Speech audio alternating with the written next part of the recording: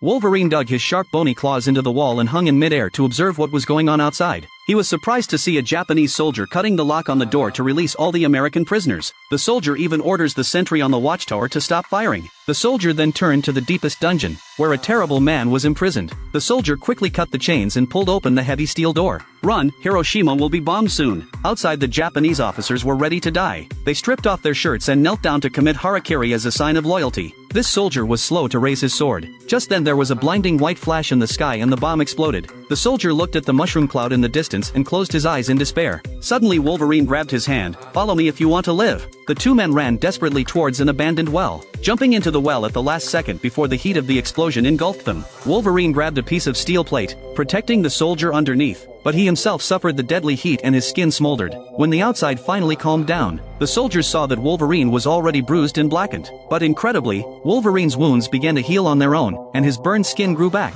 50 years later, the two men meet again. The Japanese soldiers have already been eaten away by radiation. Their faces are old and their lives are in danger. But Wolverine is still young and strong. The former savior of his life is greedy. He wants to get Wolverine's self-healing ability. Soldiers sent ninjas to attack Wolverine, subdued him on the operating table, used special equipment to extract his self-healing factor. "Why are you doing this to me?" Wolverine asked in pain. The soldier sneered, "Because I want to live, more than anything." Wolverine broke free from his bonds and flashed his sharp steel claws. "You forget who saved you at the gates of hell." At this moment he finally realized that sometimes saving someone else was burying the hatchet for himself.